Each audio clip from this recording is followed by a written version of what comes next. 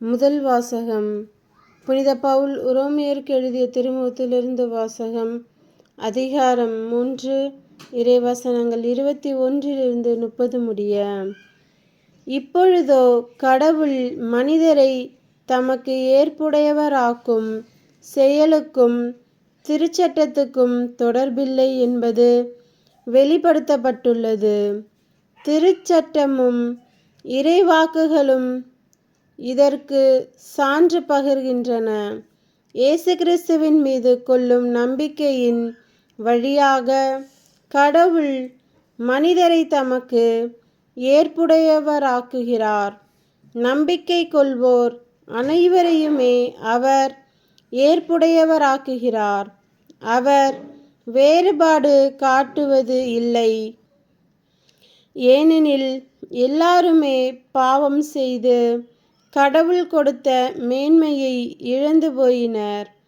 ஆயினும் அனைவரும் கிறிஸ்து இயேசு நிறைவேற்றிய மீட்பு செயலின் மூலம் கடவுளுடைய அருளால் இலவசமாய் அவருக்கு ஏற்புடையவர்கள் ஆக்கப்படுகின்றனர்.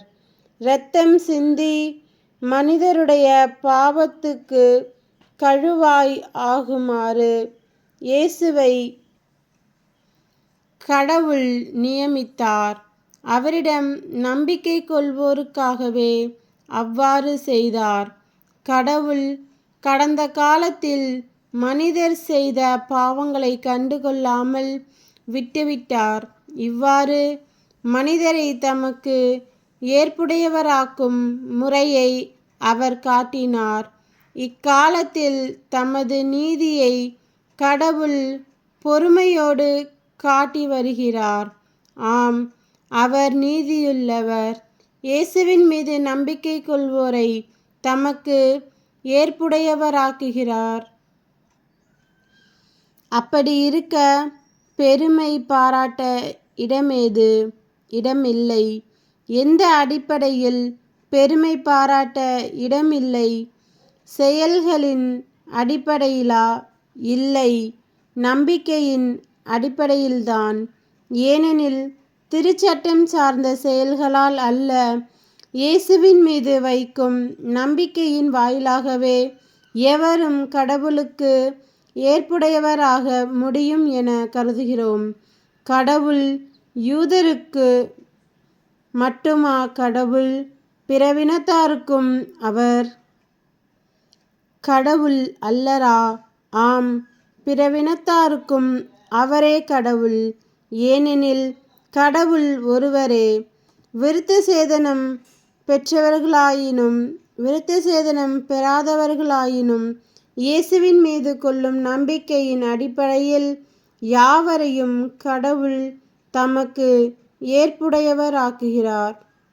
ஆண்டவரின் அருள்வாக்கு. இறைவா, உமக்கு நன்றி. நற்செய்தி வாசகம். புனித லூக்கா எழுதிய நற்செய்தியிலிருந்து வாசகம். அதிகாரம் 11, இறைவசனங்கள் 47 54 முடிய. ஐயோ, உங்களுக்கு கேடு!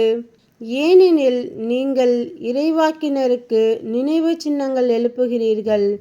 ஆனால் அவர்களை கொலை செய்தவர்கள் உங்கள் மூதாதையர்களே. உங்கள் மூதாதையரின் செயல்களுக்கு நீங்கள் சாட்சிகளாயிருக்கிறீர்கள். அவற்றுக்கு உடன்பட்டும் இருக்கிறீர்கள். அவர்கள் கொலை செய்தார்கள். நீங்கள் நினைவு சின்னம் எழுப்புகிறீர்கள். இதை முன்னிட்டே கடவுளின் ஞானம் இவ்வாறு கூறுகிறது: நான் இறைவாக்கினரையும் திருத்தூதரையும் அவர்களிடம் அனுப்புவேன்.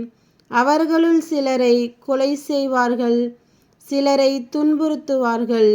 ஆபேலின் இரத்தம் முதல் பலிபீடத்திற்கும் தூயகத்திற்கும் நடுவே சிந்தப்பட்ட செக்கரியாவின் இரத்தம் வரை உலகம் தோன்றியதிலிருந்து சிந்தப்பட்ட இறைவாக்கினர் அனைவரின் இரத்தத்திற்காக இத்தலைமுறையினரிடம் கணக்கு கேட்கப்படும்.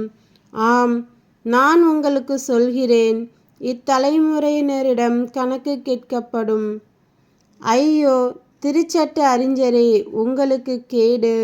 ஏனெனில் அறிவு களஞ்சியத்தின் திறவுகோலை நீங்கள் எடுத்துக்கொண்டீர்கள். நீங்களும் நுழைவதில்லை, நுழைவோரையும் தடுக்கிறீர்கள் என்றார்.